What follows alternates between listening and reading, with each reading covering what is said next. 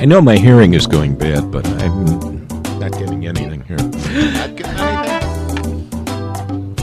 Man, your hearing is going bad. I know. From the John DeVita Broadcast Center, welcome, ladies and gentlemen, to another broadcast of Armchair Experts with Jim Leon and Rich Massaro on the Windy City Hometown Entertainment Network on Wednesday, November the 14th, the year 2018. And now, friends. Friends? We have friends?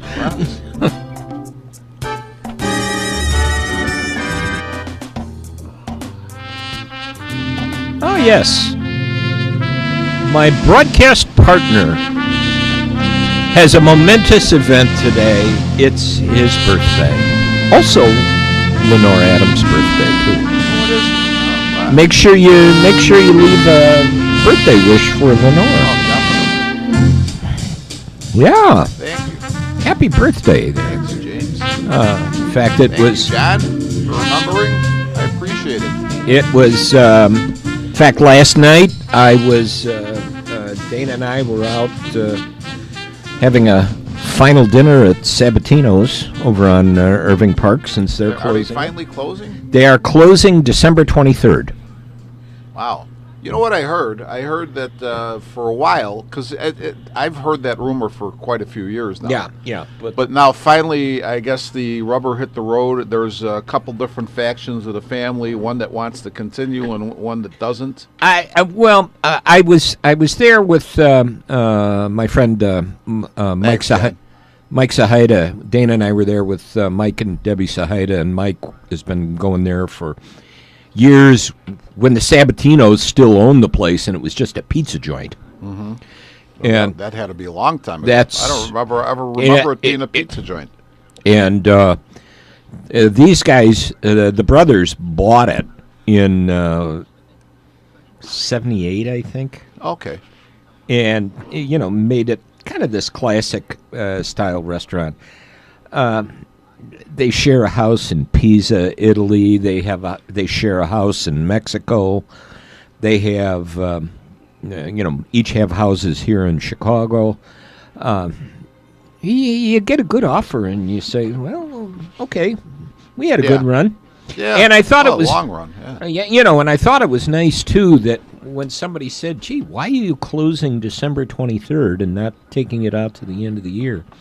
And he said, because we've had people who've been here with us at least 35 years who've never had a Christmas off. Yeah, there you go. Yeah. So I thought that was a really nice gesture, and it was nice. Mike and I always get together over there to celebrate our birthdays because he's 16 days. We're 16 days apart.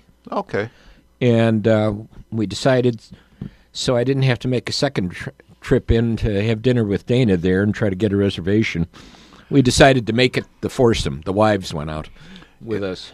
I have to say to everybody before the show starts, John will say to us, "Are you ready?" And Jim and I, for a while now, have said, and I think it's a Muddy Waters song, we'll say, "Are you ready? Ready. So the other day I listened to the song, and I just told Jim before the broadcast, it actually, and I the first line is something like, "Are you ready? I'm ready for you. Hope you're ready for me." Something like that. And so there's only two readies that. No, I'm going to have to go find next to each other. I'm going to have to go find the song.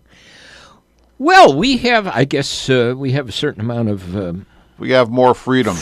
We are freed. They freed the slaves. We have been freed from our shackles. Yep. Yeah. Well, you want to talk about that, or should we just do the show? I don't know. I have to laugh because I read an article that was in Chicago Magazine a while back, recently, about Bill Curtis. And Bill with that distinctive Bill Curtis voice. Mm-hmm. He is one of the things he does is he is now the scorekeeper on the NPR show Wait, Don't Tell Me.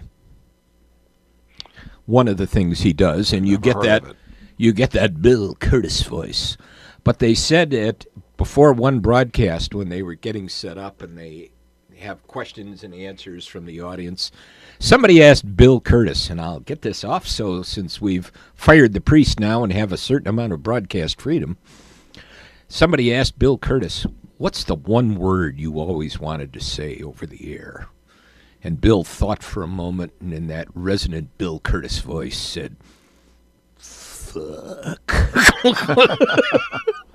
Okay, we've got it. Yeah. Well, you know what? It was it really is sort of a freeing moment because, Jen, I don't know, you never really rushed us or anything.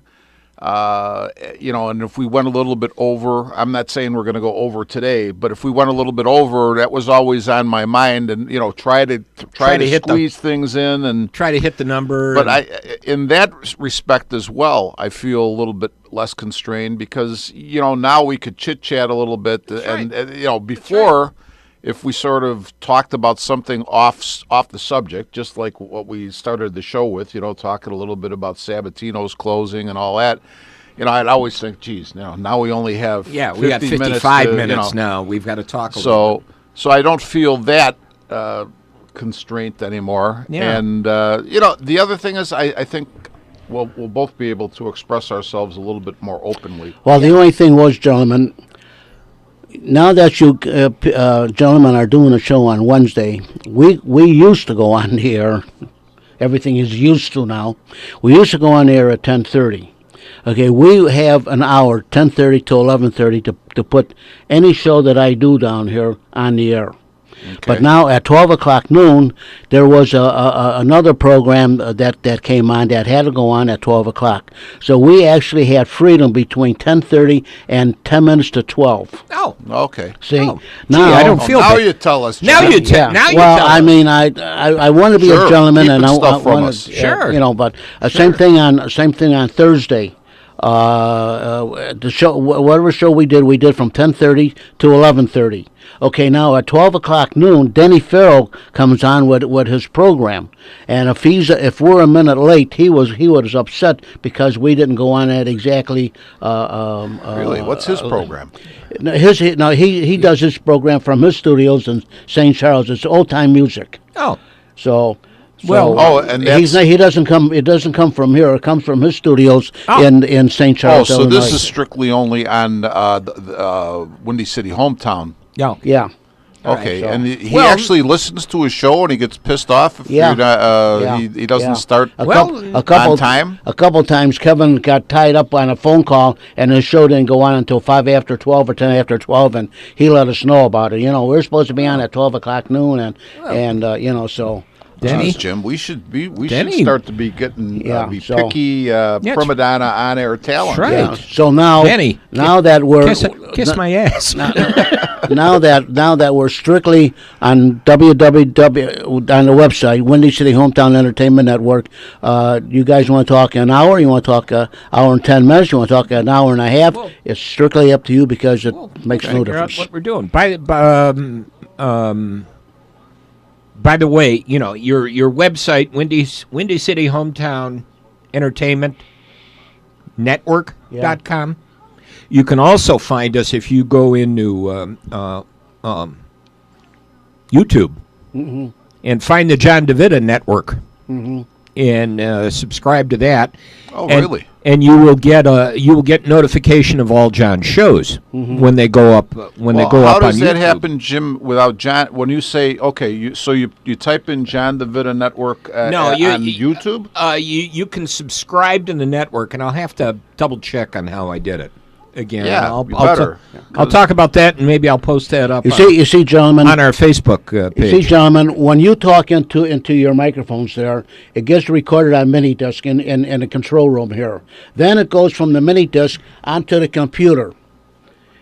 Then after the show is all over with, I would send the show to two different places in Dropbox. One Dropbox went to Ridgewood, and the other one went to Windy City Hometown. What was that first place you said, John? Yeah, What's the name of that place? The Has-Been. What was that place called? Yeah. I never heard of that. John. Yeah, I wish I didn't either. So anyway, so now if you talk about Facebook or any of that stuff, I am completely. I have no idea what's going on. Okay. You would have to contact John Chikanda, who is the executive producer of Windy City. When the show goes on Dropbox and goes to him, then he's the one that does it, puts it on YouTube or on the website or something. He loads it up to YouTube. That's right, Jim. Yes. Oh, okay. Okay. So that's Yeah, because if you click on a link on your page to a particular show, YouTube opens up with that. So Like I said, that's there's all sorts of ways to find us out there. So actually, I think I think we're going to do better. I have a lot of faith in all my people, especially you two, because you are my best pals on radio broadcasting. We work together at the Has-Been, and we're going to keep working together I like that. in the future. I like that. the John. Has- Yeah. All right. Actually, that's your new official name, the Has-Been. The Has-Been, you could call it the Has-Been or the Never Was. Yeah. Yeah. So the only thing, I told Rich yesterday, and I told him just before you walked in, Jim, that it bothers me to think of all the thousands of hours that I donated to that place, and all the thousands of dollars, cable connectors. You saw the broadcast booth up there that you guys did the football game. You saw the area where we did the basketball games. Jen, and I don't want to get anybody in trouble, but because if Yes, I we mention do. somebody's name that's involved with the school, God knows what Yeah, the reaction yeah, will be. yeah. But I ran into Chris Miraz one day, and this was back in the summer, and Chris was with Matt Saviano, who's one of his assistant coaches on the basketball team. And I sat and I had a drink with them, and they asked me, they said, no, how come you guys aren't doing basketball anymore? So, we had a little time. It was, nobody was pressed for time. And I explained to them a little bit of the history of how we even got started, how we wanted to do football, how I was told by Kevin that, there's no way we could do it. The only way we could have done it is if we would have done it by phone, I think. Yeah. Along comes John DeVita, and all of a sudden, bim, bam, boom, we're able to do the football. He gets the whole damn thing connected. Yep. And I'm like, and then I went into how they the whole story of how you were disrespected, and how we just said, hey, we're with John. Obviously we're both alumni of the school. In that sense, the school is dear to us. But you know what? John made this whole damn thing possible. Right. So why the heck are we going Why- to stay if you're going to disrespect him? Why should we bother if you're not given the credit and not really treated well? Yeah. Right. The very first day I met Kevin, we had problems with the old transmitter. And then I says to Kevin, I says, when does Ridgewood broadcast their football games from the field? And Kevin looked at me with a sick look on his face. He says, we don't and we can't. And I says, that does not make sense. And he says, we have the conduit that goes from the field house up to the press box, but there's no wires in there. I guess that's why you can't and you don't. So I got a hold of Pat Rossi. Who is a super, super, super wonderful person. And he and I talked it over. And Tuesday he gave me a guy, and I had my two guys, Oscar and my partner Bob. We pulled 4 cables, 350 feet, that I donated from the field house up to the press box. John, That excuse was me, on- Do those have to go underground, or how? The conduit is underground. The conduit was The underground. conduit's The conduit was underground when they built that place over there. Okay. Okay, so I pulled about 4, 5, 6 cables up there on Tuesday. Wednesday, I terminated the old press box now, and on the next day, I terminated the cables in the field house. Friday, you two gentlemen went on the air the very first time Ridgewood ever had a football game on the radio. You two guys right there. Dr. Lupo, Rob St. John, and a couple other people came up and shook my hand and thanked me for the work I did putting in the cables, and you two gentlemen were able to broadcast a football game from their home stadium. And We're the look, answer to a trivia question. No. and look where we're at now. You go from I'm not. You know what? No, I'm not even going to go there. So let's go to John. That's the basic story. We really. I'll say this as a somebody who's an alumni and was associated with the school for many years.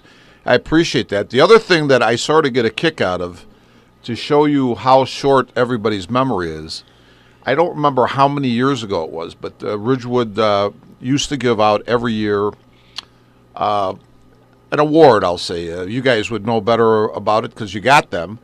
For for people who volunteered and helped the school. Yeah, I have the sitting clock, there, and I'm trying to figure out if I want to get rid of it. And Jim Leon and John DeVita were there, and were two of the people who were honored. And I don't know how many years ago that was, guys, but now look where we're at now. Okay, let me just say this much. You still have the clock? Yes, it's upstairs. Okay. I'll go up there and get it. Oh, no, I have one at home. Okay, now, I've never put it out. Joe Gentile, who I was station manager and chief engineer, he passed away in October 10th, 2011.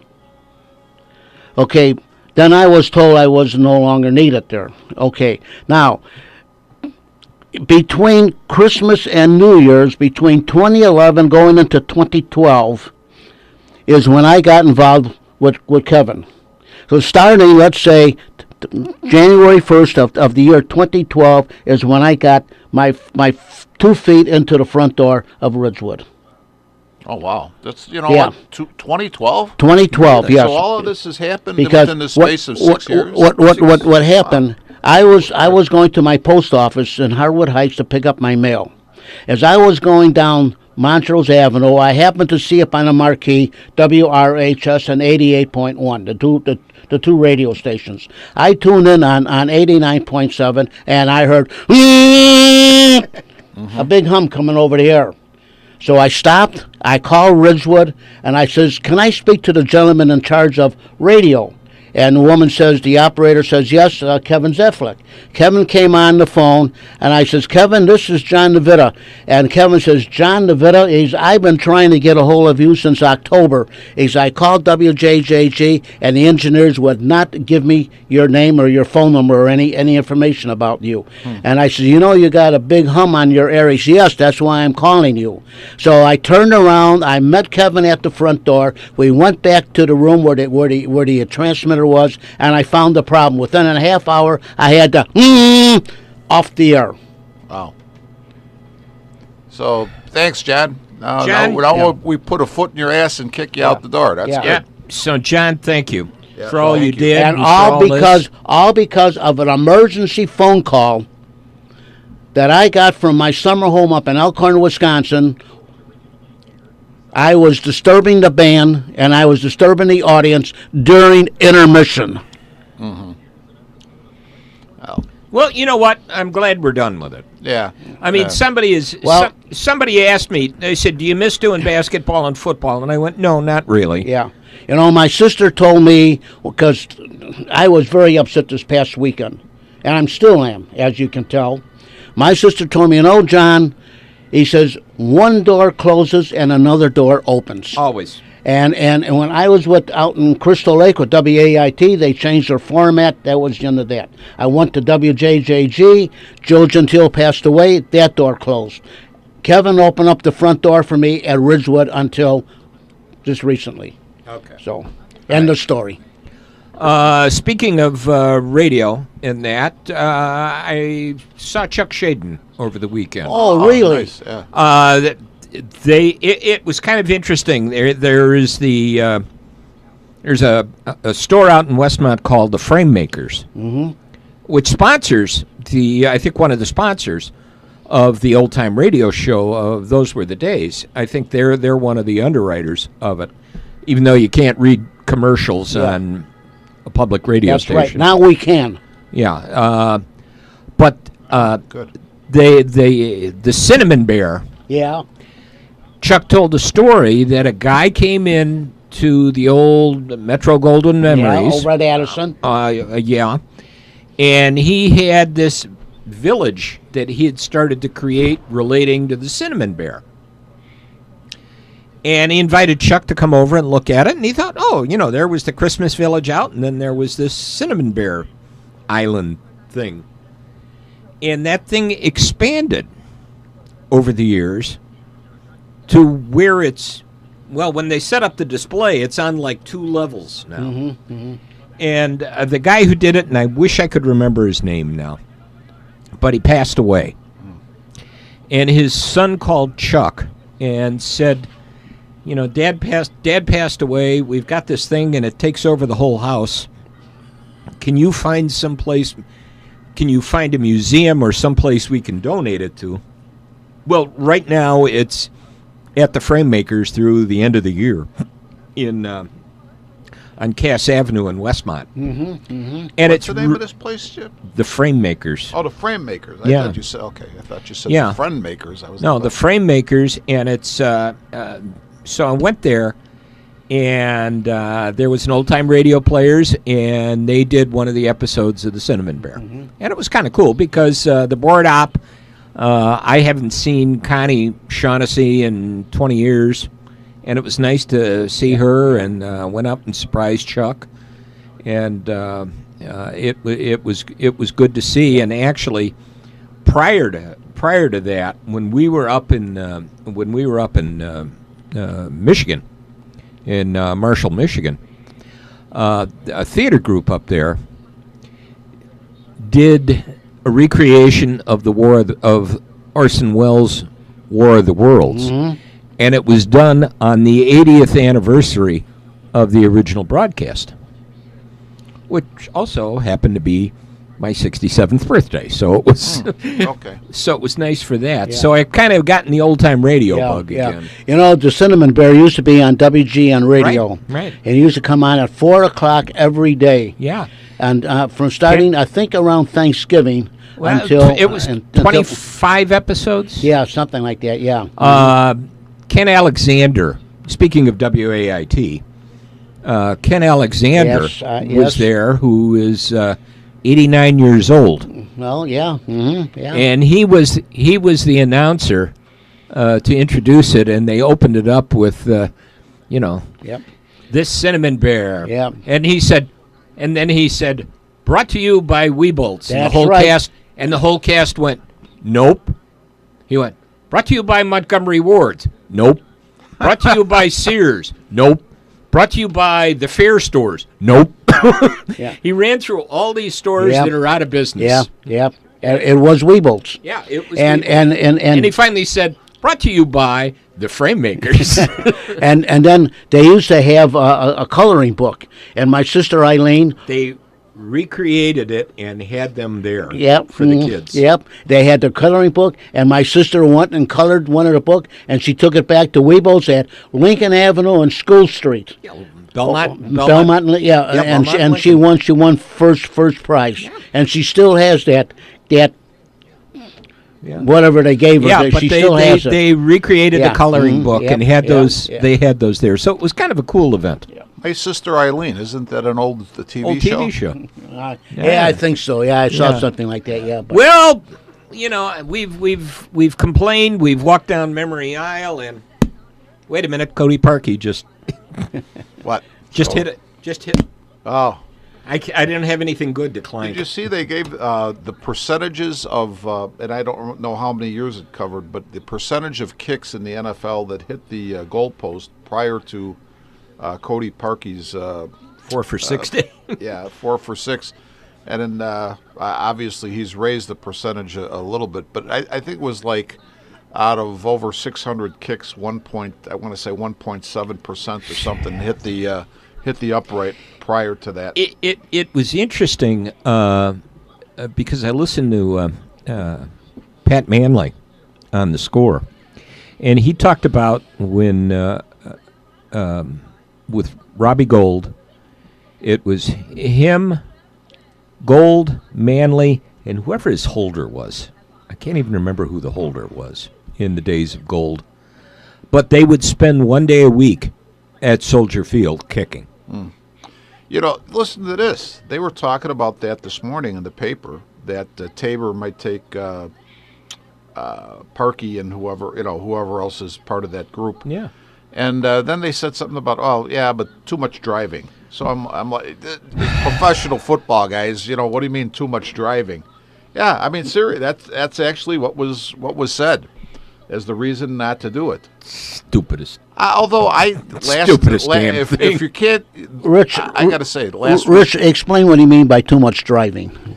well, that's a good Lake point, Forest- Jan. Lake They have Forest to, to they have Soldier to go Field. from where the Bears have their facilities in Lake Forest. Would have to go from there to Soldier Field. Drive to Soldier Field. For Well, the amount last of, week, for the Jim- amount of money that they make, and they complain about that. Yes. Yeah.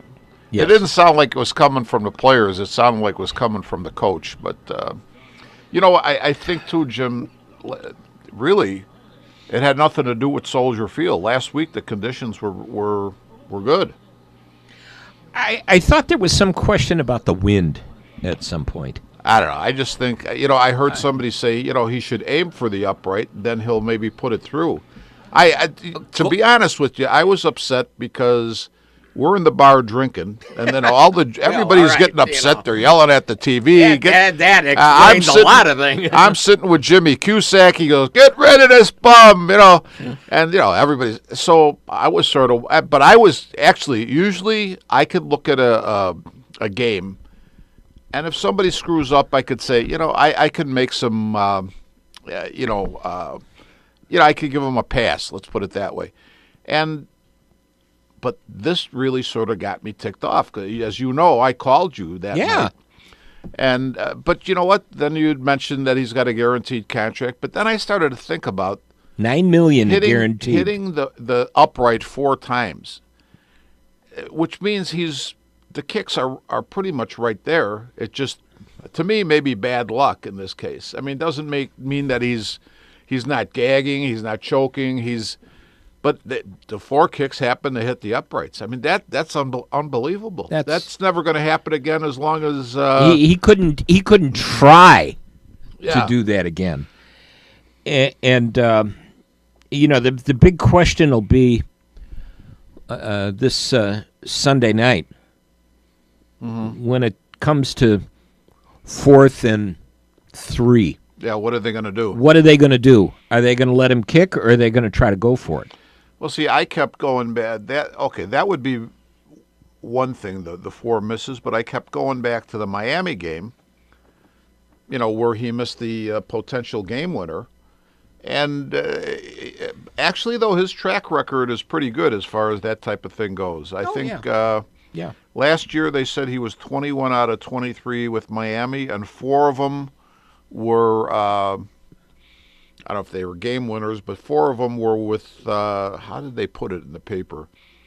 Like with 65 seconds or less left on the clock. Okay. So less than a minute on the clock or a little bit more. Right around a minute on the clock. So he can kick in the clutch. Now, let's ask this question. How different is it kicking in Miami than it is kicking in Soldier Field in November? Honestly, when they signed him, because I had never heard of him, I never did either. and I saw where he played previous, I Warm felt weather cities, I weren't felt they? that immediately. Like, okay, you want to sign another place kicker, fine. But, this guy, as you said, played in Miami, which is a whole lot different conditions than Soldier Field in November or December. And if we get lucky and get into the playoffs, possibly January. I still think there's a pretty good chance we can do that. Well, I'm not. I think I there's think a there's great a good chance. chance. I think there's a I real think good there's chance. a good chance of that. Although I say this, don't everybody climb up a tree if at the end of the next 2 games we're 6 and 5. Exactly. It can that can very easily happen. Yeah, Stay off the ledges. yeah. It can and these next 2 games are going to be, you hate to hear these are statement games, but this is going to be a picture of how well this team has come along. Yeah, And this team has come along really well. yeah. You know what? N- Here's what I would say. If the Bears lose on Sunday, the difference is going to be that the Vikings have been a little bit more successful as a group. Their core group has had some success over the last couple years, where this Bears group is just starting out together. So if there's an advantage, I don't think there's going to be a big talent advantage. I don't think there's going to be advantage at the quarterback position. Their defense is stellar. Ours is stellar. I think the big difference will come in with the experience that the players have with each other, and it's a confidence thing. Not that the Bears won't be confident, but the Vikings know that they can win important games. They've done it over 2 or 3 years. Right. The Bears have yet to do that. The Bears have not been tested yet. Right. And I think the thing that concerns me the most is this quick turnaround. Yeah, that's although the players are embracing it. They want to play on Sunday night. They want to play on Sunday night, and I think it's great. But then you're going on Thursday morning, so you've got like this 85-hour turnaround. Yeah. Well, I would be, Jim. That's exactly it. I would be really concerned about injuries. Hey, as I look at the clock and see that we're coming up on the bottom of the line, do we have to take a break, John? I can do an anti station break. I can say this is not WRHS-FM Norwich 89.7, and it never will be again. Thank God. But you are listening to Armchair Experts from the John DeVita Broadcast Center on the Windy City Hometown Entertainment on Rich's birthday, Wednesday, November the 14th, the year 2018, with Jim Leon and Rich Massaro. Oh, you're so slick, DeVita. Thank you very much. You are so slick. Listen, it made me think one of the first birthday greeting I got this morning. I'm sitting in Mariano's, and I get I hear a text message. It's because I have it on speak. You know, it speaks. It gives me the message verbally, and it's from Ryan Shamira, who's the mayor's son, wishing me a happy birthday. And I was thinking this weekend, Saturday or Sunday, I'm in Mariano's. I'm shopping. And all of a sudden, same thing happens, but a message from Jim Shamira, and I'm like, oh, crap, what did I do? Or what did I do, or what didn't I do? What didn't you do? But it ended up that it was Jim had messaged me. Ryan had hurt himself playing softball with us this fall, and I knew Ryan was going to have surgery on his left labrum, his left hip. So he had this. Jim was just letting me know he had the surgery. He was in some pain. He was feeling a little down. Could you please text him? And you know what? Ryan is a great guy.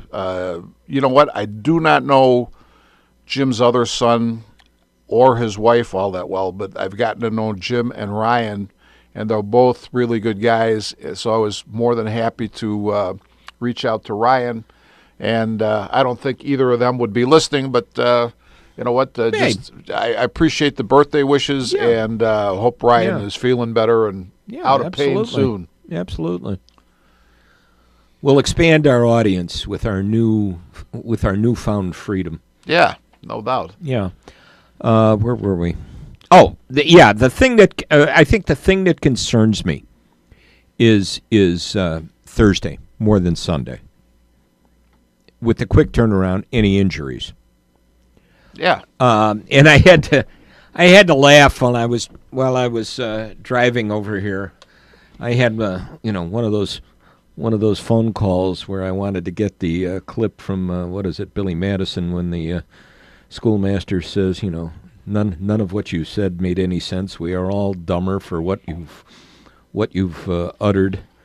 There was some guy called the score who was talking about, first of all, talking about Trubinsky. And he said, you got any booze to put in that thing? Yeah, and he was also talking about, the fans have come here and they think there could be a Super Bowl, and obviously we want to see a Super Bowl, and if there's not, they're liable to file some lawsuits, and I don't want to see them, classified as frivolous. Wait a minute. I just lost that total. What about lawsuits? Fans have wanted to file a class action lawsuit about an inferior product on the field. Oh, okay. And Okay. it was referred to, and he referred to that as frivolous. Yeah, that part I got. Frivolous, I'm and thinking, wait a minute, what lawsuit are we talking about here? I'm just, it's just one of those things. You heard that, and I'm going, wow, we're all dumber after listening to that. Jim, we're talking on Sunday, and somebody says, well, what nationality is Trubisky? Because they said Jimmy Cusack was saying, well, SKI is Polish, but SKY may not be. So I type in on my phone, what nationality is Mitch Trubisky?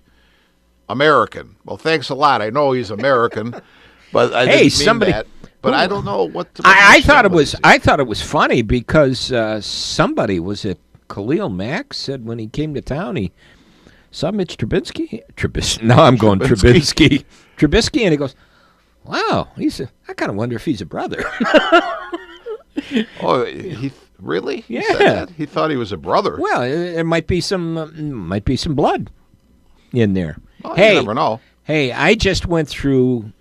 Yes, I've been doing some family history research and that. You're part black? No, I checked that out. Oh, okay. And I'm not Indian. I think I saw you post that. Yes, and I'm not Indian either, so I canceled the order for the Cherokee. Okay. But to find out that I wasn't surprised about Eastern European and Baltic, in Northern and Western European. I said, but really shocked me, and I haven't found anything else that would connect to it. According to that, I have some Scandinavian blood and English blood in me. Why is English? I thought, if I didn't know you, and I actually don't. To me, I don't think we've ever talked about this, but I didn't know what nationality you were. But I would have always thought Leon was. I would have guessed English or German just from the name. Well, yeah, there's German. I found family in Germany. I found on my mom's side all the Baltic and Eastern European, and I found, God, with some of this, I think I found connections back into the 1500s.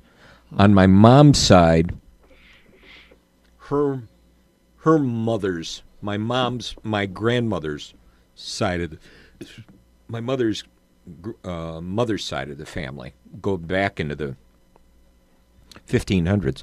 Can't find diddle on Leon's. My cousin Bill said he'd found something that said we got kicked out of Spain at some point in time, and we both agreed. Kicked out of Spain. We got kicked out of Spain at some point in time, and we both agreed that it must have been alcohol related. So we don't know. So Joey, who was our old cameraman? Joe, I can't think of his last name. Oh, LaPaglia? Was that Joey LaPaglia? Could have been. Yeah, maybe it was LaPaglia. Yeah. But he used to always say, if he'd see me, say, "Tell Mr. Leon." Yeah. That, I'd be like, Leon. Yeah. But Yeah, you know well- what? So maybe you are, The map, Castilian. the map that was drawn with when I got this has a little bit of Spain in it. Okay. And my cousin Billy and I, we keep trying to figure out what the connection is.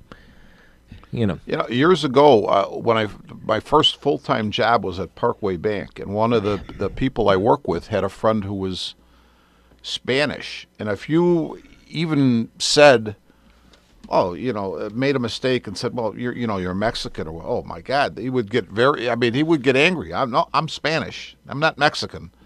And,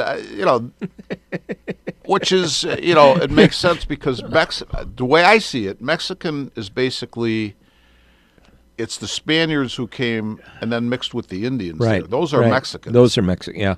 Yeah. So you, Well- in other words, maybe you object to Mexican because you got Indian blood in you. Not everybody. I would always He did. I would always tease my pastor friend Luis because he came back from one conference one time and he said he was talking to somebody in the Hispanic Coalition and they asked him what part of Mexico he was from, and he said, I'm not from I'm not Mexican. I'm Puerto Rican. And Yeah. they said, Oh, no, sure. you don't talk Puerto Rican.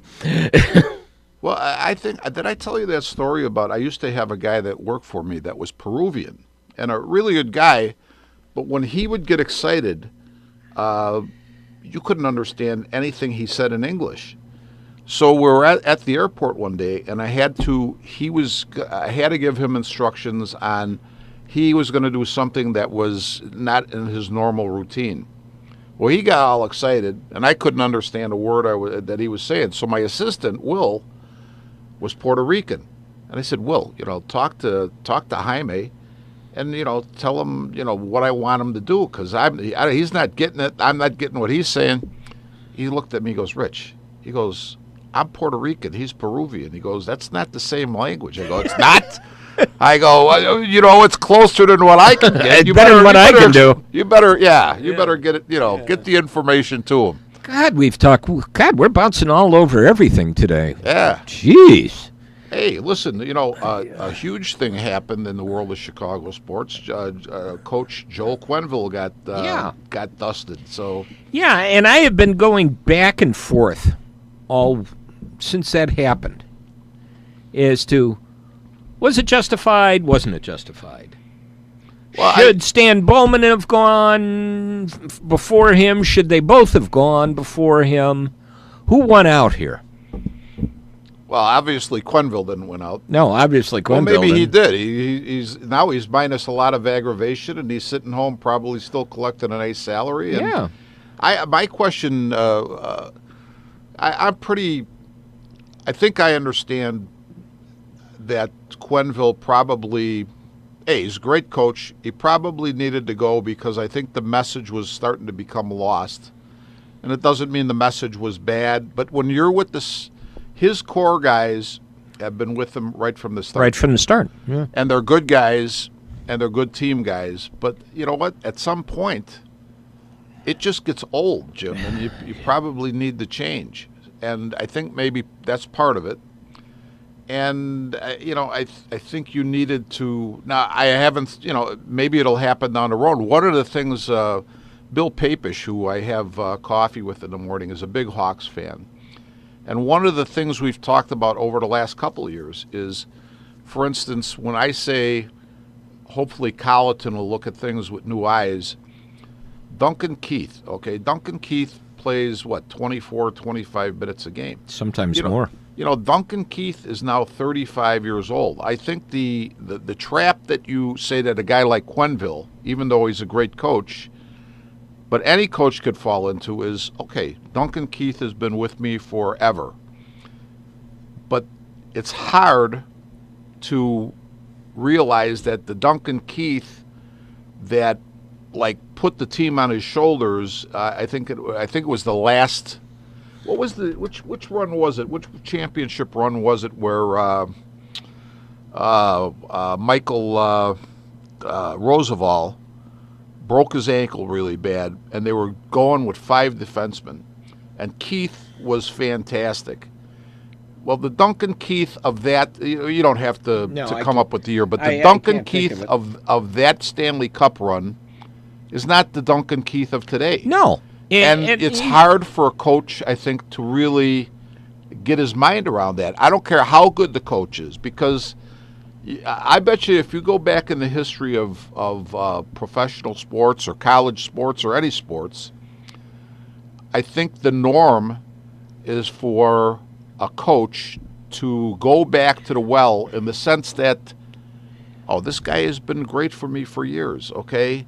And you expect that guy to still be great, but he's not the same guy that was great. He's not the same guy that was great. And I notice I had seen something last night about this, and I'm looking at the article from yesterday's Sun-Times with Steve Greenberg talking about the change in pairing, where he put Duncan Keith and Brent Seabrook back together, like the old days. Yeah. Instead of having the younger guys like Joe Kaharu matched up with one of them, he's kind of hoping, okay, you've got your given commodities with Seabrook and Keith. They can come out and do their minutes. Jokiharju and whoever he matched him up with. I don't know who he matched him with. It doesn't say. Doesn't say in there. But I think he's hoping those two will kind of feed off each other. Mm-hmm. Is this team going to make the playoffs this year? No. I'm shocked if Probably they will. not. I'm shocked if they will.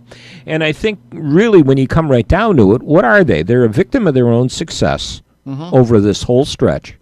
You've got guys who have been with you forever, still productive, but they're getting old. Right. That's the thing. You know, they're getting old. And you've got some really god-awful contracts. Yeah. Yeah. You have got some really horse crap contracts that you're stuck with. You've got guys who have no trade clauses who are going to be with you until 2021, 2022, I think. I didn't look. And you've got other guys on there who may have a no movement clause in their contract right now, but it's like another 2 years they can designate 10 teams that they can be traded to. Trying to get these guys with the no trade clauses right now to waive those no trade clauses. Yeah. Well, how invested are you in being here in Chicago? Yeah. How do you want to go through? Do you want to go through the pain for the next couple of years? Look what happened with Adam Jones this year in baseball. Mm-hmm. You know, the Orioles wanted to move him. Yeah. He was like, "I'm not going." Yeah. I you know what? I don't remember exactly what his reasoning was, but you know what? Maybe he just likes Baltimore. I don't know. Maybe the fact Maybe he likes. that, I don't know. Maybe he likes clams. I don't know. Yeah. You know. So, and you know what? When you get, I had just read maybe a couple weeks prior to Quenneville getting axed. You know what? He and his family have bought a home here. They're out. They like it here. Hinsdale. And so, you know, somebody was saying the other day, do you think that Quenneville will coach again? And I'm like, he could be. But you know what? On the other hand, if he really has found a home here and he's comfortable, maybe not. Maybe you know what? At some point, you have to step back and say, am I just grinding this out because this is sort of a habit for me right now? It's not. I'm not loving it anymore. I'm not enjoying it. I'm grinding it out because I know how to do that. But is this enjoyable for me? And you know, I'm not saying it's not for Quenneville, but it's possible it's not. Maybe he's done. Maybe he's, you know, that's over 11 years with what. When I looked at that man behind the bench, and I know they say that his looks were not what his personality was. He was a more easygoing guy than what he looked like. But he was an intense guy. I mean, he was intense about what he did. You know, if you're that intense over an 11-year period, and that was only with the Hawks, he was with other teams prior. Blues, maybe you just need to step Avalanche. back and take a little vacation. Yeah. You take that break and decide. Or else maybe some high school will hire him to be a coach. Because some high schools do have hockey. Sure. Yeah. It's something to keep him busy. You know, he may just want to do that. I mean, the great example of somebody you would think would get back in the game but hasn't yet is going to baseball, Joe Girardi. Yeah. I think he's waiting to see. I think and I think everybody agrees on this. It's very obvious. I mean, in Girardi's case, he's waiting to see if the Cub job opens up. I was going to say, maybe he'll be the next Cub manager. Yeah, so. I think that's really. And I think the way the wind's blowing, I believe the way Epstein puts it with Madden, there's nothing wrong with, we don't see anything wrong with Joe Madden. No. But you know what? There's a couple things. Joe's like 66. So it's not like he's going to be, how much longer is he going to do this? The other thing is, again, it may be a situation of where you need a little bit different look at things, and you know maybe that's what they're thinking about too. Was the message just really starting? We talk about for Madden or for no? For well, Quenneville? We could talk about for both of them. Let's talk about Quenneville. For Quenneville, I don't know. It's hard to say. I think that might be part of it. And I think you had players. you had players that actually were quite sorry. I mean, I heard Oh, sure. Patrick Kane say that, gee, he said, I'm sorry I couldn't play in that last game on that road trip in Vancouver. He says, if I got there, maybe we wouldn't be talking about this right now. But there are other players like Brandon Saad. If you look at what he said in this article here, and you got to go to one, not the big column, but one of the small columns there.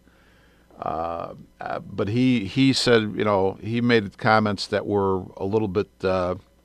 He didn't name Quenneville, but he actually said something about, we have a new system now. Things have changed. And, maybe things will get better or something to that effect.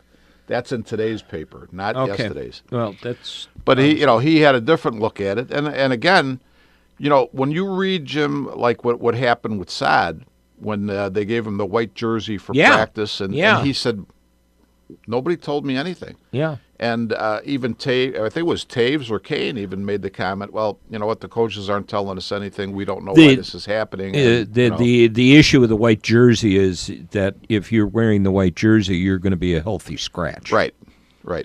You're going to be a DNP coach's decision. And I think Quenneville is old school, because I could relate to this.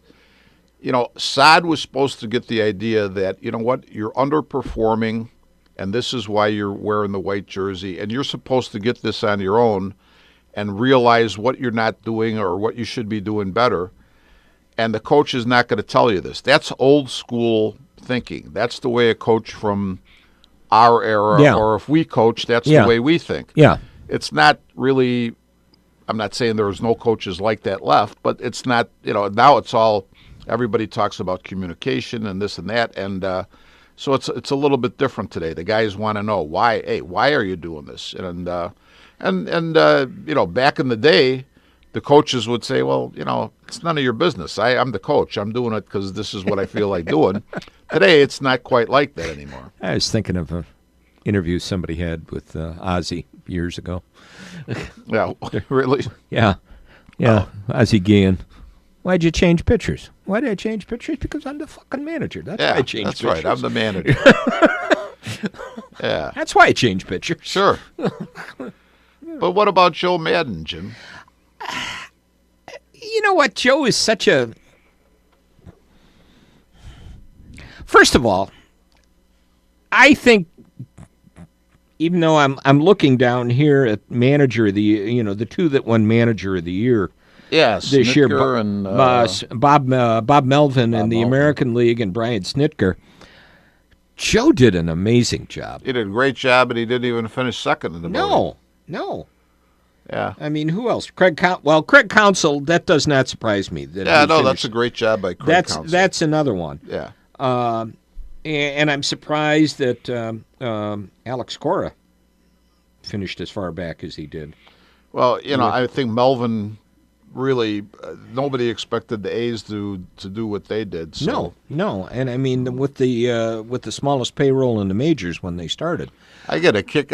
I see the smallest pay. I'm thinking to myself, I'm reading the article.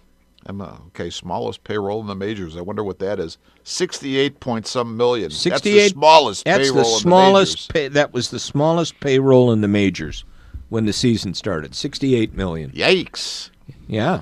Wonder how much Derrick Rose gets playing basketball. Hey, by the way, John, I told Jim we should get the tape of Derrick's 50-point game against the whoever he played against, because I knew you would want to probably put that in your files. Yeah.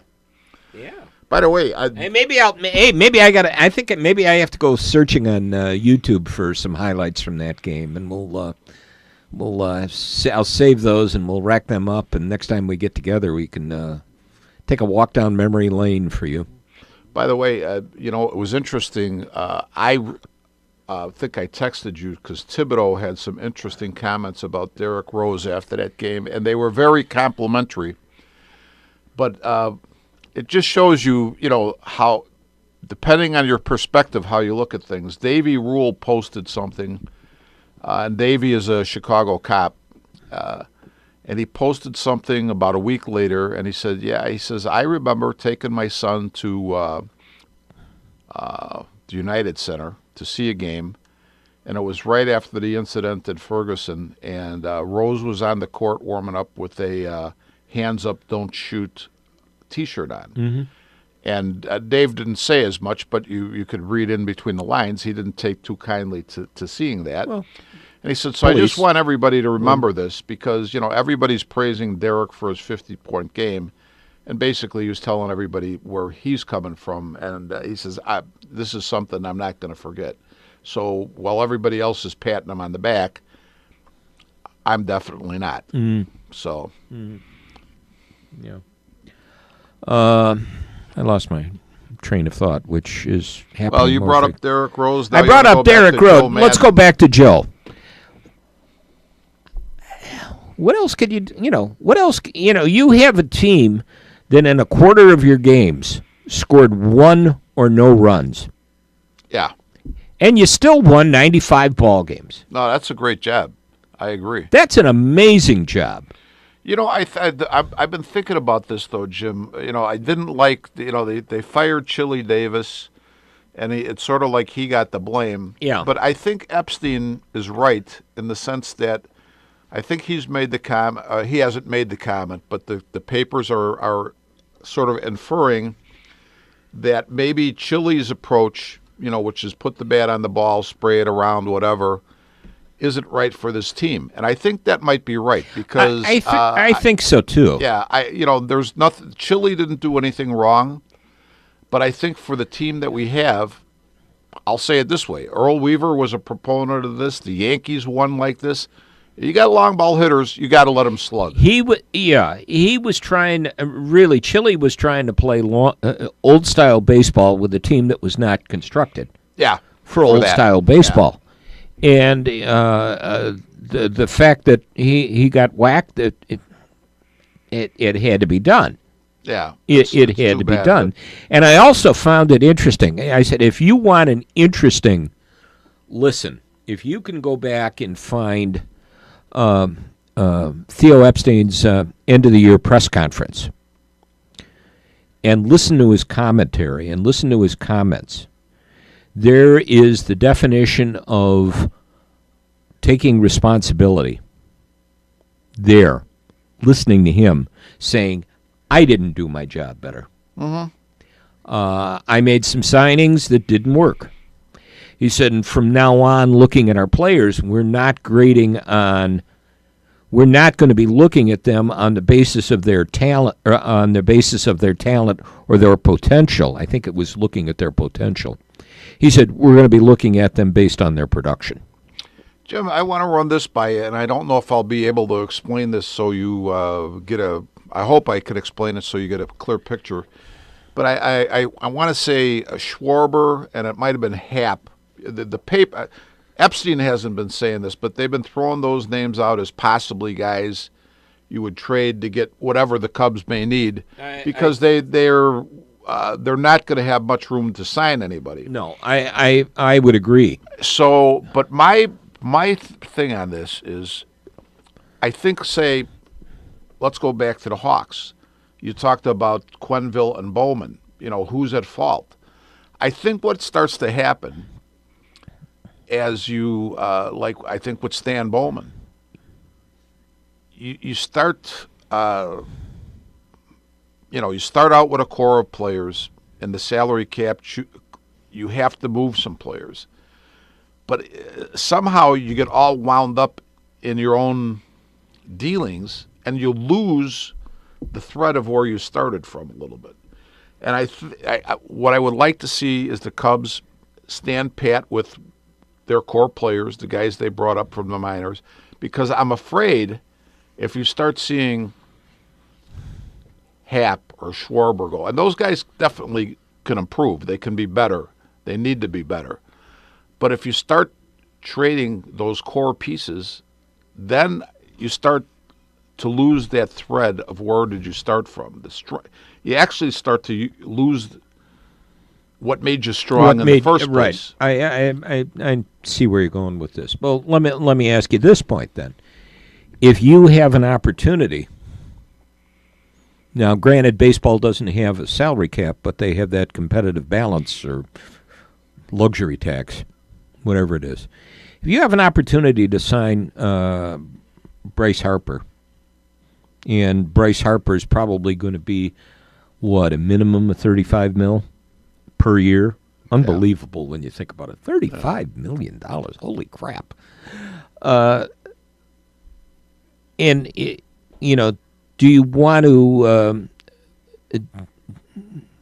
granted he's going to be a free agent, but do you want to then trade somebody like Happ or Schwarber? And I don't know what their hit salary-wise would be, to get a piece that you need. Maybe you got an opportunity to get a closer that might be able to last the whole season. Well, So you're not saying trade them so you have the room to sign Harper. You're saying to trade them so you can get a closer? Well, maybe it is. Maybe at that point in time you trade them to have the room to sign Harper, but maybe you find somebody with a good potential as a pitcher, as a relief pitcher, that maybe is in the 1.9 range. You know what? I don't know.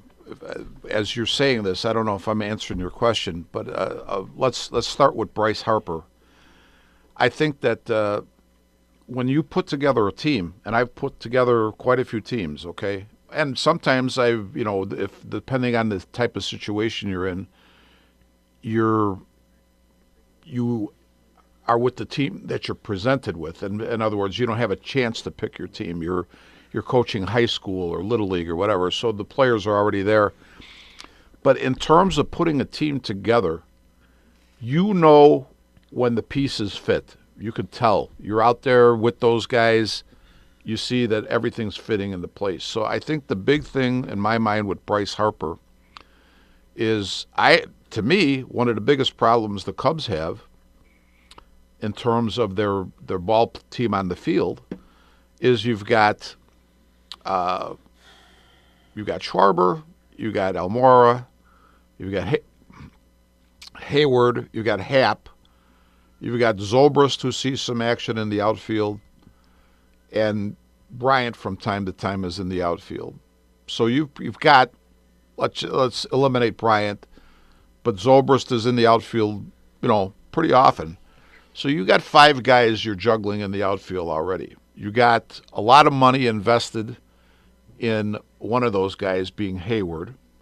You've got a lot of people saying Almora needs to play more and more because that's the only way he's going to improve. You've got Schwarber, who potentially could do big things for you. You've got a log jam. So my first question is: you sign Bryce Harper, how are you going to work this all out? Yeah, you suddenly have a log jam. You have an abundance of talent. Right. Who goes? I think the more realistic situation would be. I agree with you. I think the big thing is the Cubs would have been fine if Morrow would have been able to finish out the season as effectively as he started it, or finish out the season at all. And so, to me, you said the key thing, Jim. We need a closer who's going to be able to complete the season. Otherwise, the bullpen was okay, and the guys they added, Chavez and the other guy, De La Rosa, they were great. I mean, they performed really well. Hamill's option has been, I think the starting pitching is now. It's better. It's better. Is it great? And if if Darvish actually, and I think he's going to be back, and if he pitches as well as he can, or even close to it, then that situation changes a lot. I'm not a guy who thinks Harper or Machado the Cubs should pursue those guys. What about if the White Sox pursue those? The White Sox, they're saying, it seems like, and I don't know where this is coming from, it seems like they feel, at least the press feels, that Machado is a possibility for the Sox. My thing is, I think the Sox are going to screw this whole thing up, Jim. Yeah. Seriously. Yeah. I think they are. Yeah, I agree with you. I mean, you're 1 year into the rebuild, or maybe you're a year and a half to whatever it is, and now you're going to sign again a big name free agent. I don't know if it's you or other people who've been saying to me over the years, I think Kenny Williams is still pulling the strings, and I'd be like in the back of my mind, I don't think so. When I hear this, I'm thinking Kenny Williams is still pulling the strings. That sounds like a Kenny Williams type of deal. And if there was a trade, there'd be 7 prospects out of the minor leagues, all gone. Yeah. If there was a trade possibility to get him. I just when I hear, and the other thing is, other than money, why would Machado at this point really want to come here? I don't see it. I mean, do you? No, I really can't, because you're going to have you're going to have guys who are looking for the opportunity to play for a championship team or play for a playoff team, and you, thanks to the Kopech's injury, you're not going to see any possibility for that for 2 years. Yeah. Well, let me ask you this: I wasn't that impressed with Machado in the playoffs or the World Series. I wasn't either. He definitely consistently puts up good numbers during the season. There's no question. But are you going to invest $35 million in that guy? I'm not so sure. Or Harper. I mean, it doesn't matter, Machado or Harper. No, yeah, I agree. I don't see. I don't think those would be dollars well spent. No, not at all. I don't think those would be dollars well spent. I didn't think. I kind of made me frown when they signed Darvish, because he didn't impress me in the World Series. No, he was terrible. He was awful. Series. Yeah. And he was telegraphing his pitches. Yeah. Yeah. So I mean, he didn't impress me then. So and again, there's a guy who's got a lot of innings on that arm from the way they use pitchers in Japan. Mm-hmm. Although I have to say, Jim, I get a kick out of, I don't know where the press comes up with, they say, well, he's sort of he's a slacker, or he's a pussy, he's not willing to play, hurt, and the guy actually was hurt, and he knew that he was hurt, and he knew he was hurt, and he, because he could tell the signs from the last time were the same signs he was getting this time. He was getting it again. So it wasn't like he was slacking or he's a head case or anything like that. I mean, so if the guy's healthy, you slot him in later in the rotation. I think that's a pretty good guy to have, as your 4 guy or 5 guy. Yeah. Gee, I never thought that when we started this, however many years ago, we'd be able to use the word pussy on the air. It's a cat. Yeah, it's a cat. Yeah. John doesn't reach for the phone now every time we stray off. I'll tell you, the priest is going to be mad at you, John. You're not calling him on a consistent basis anymore. Mm-hmm. Yeah. I fired him. You fired him. Hey, do you remember? No, wow. Now, see, this is the danger of this show. Did the Vine Savior Church? I know you didn't go there, and neither did I. But this name popped into my head the other day. Did they used to have a Father Shackmuth there? Bill Shackmuth? Yeah. Shackmuth. No, wait a minute. Was Shackmuth there? Shackmuth. That was not the guy at the Lutheran church. I was about to say that was the Lutheran minister. No, there was a Shackmuth somewhere. I think that was Divine Savior. Father Bill Shackmuth, I want to say. I don't know. Because the guy who was at the guy who was at the Lutheran church for a long time was Maleshnik. Oh, that's not the guy I was thinking of. Oh, after him. Maleshnik was there for a long time, and then there was another guy after him. Yeah. Riedesel. Yeah. Right. Ralph Riedesel. Boy, pulling names out of the hat. You know what? Holy cow. I don't know why Father Shackmuth. Well, you know what it was, John? You made me think of Shackmuth because I'm on the phone with John yesterday.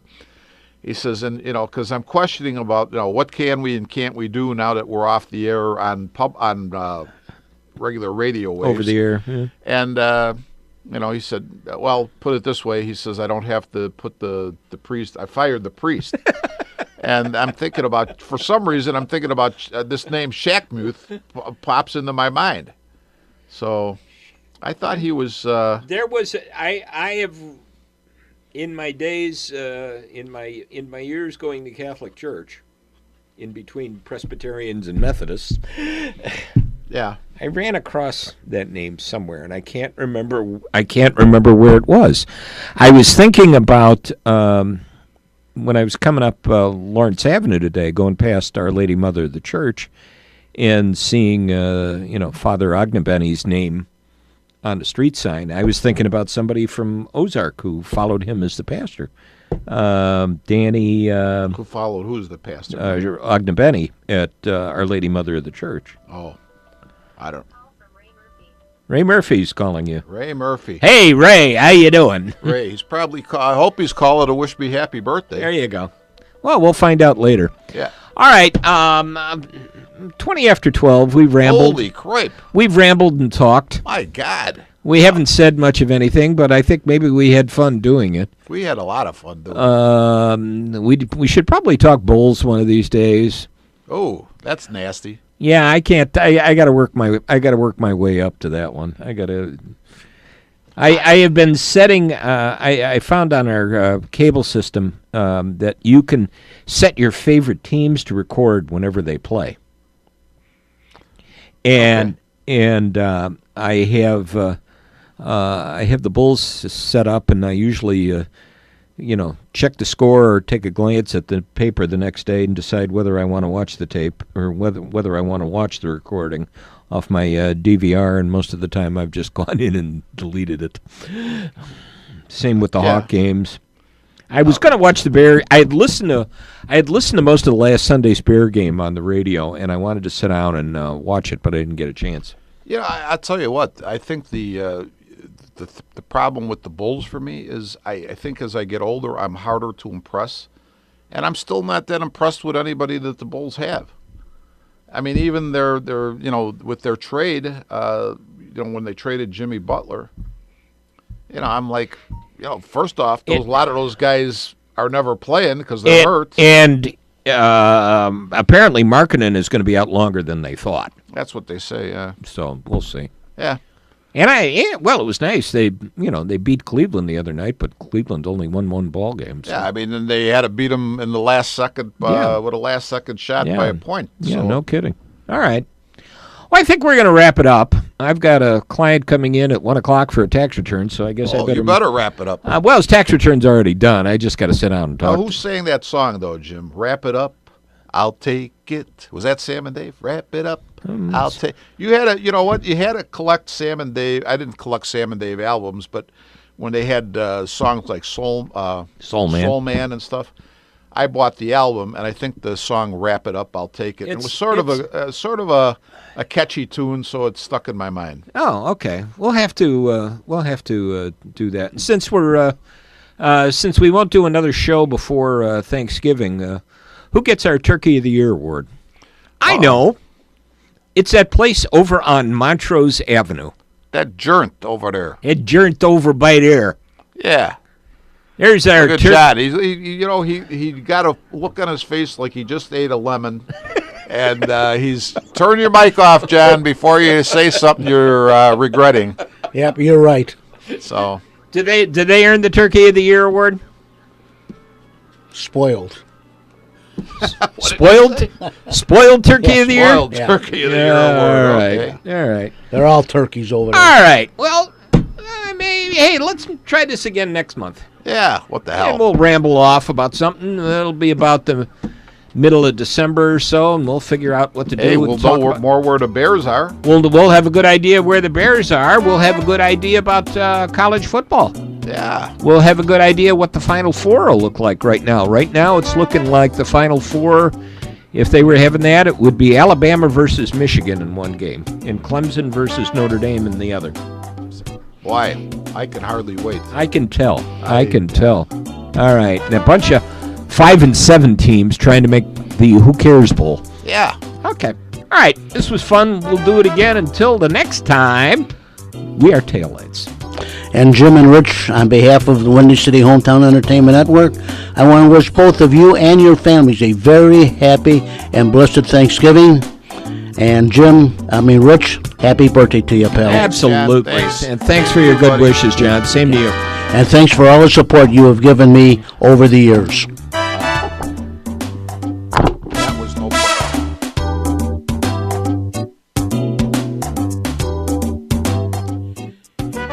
You have been listening to Armchair Experts from the John DeVito Broadcast Center on Wednesday, November the 14th, the year 2018, on the Windy City Hometown Entertainment Network with Jim Leon and Rich Massaro. This broadcast was directed by John DeVito, and our special thanks to the executive producer of Windy City Hometown Entertainment Network, Mr. John Chiconda. Today's broadcast was pre-recorded on Wednesday, November the 14th, the year 2018. Until next time, friends, please be safe and thanks for listening.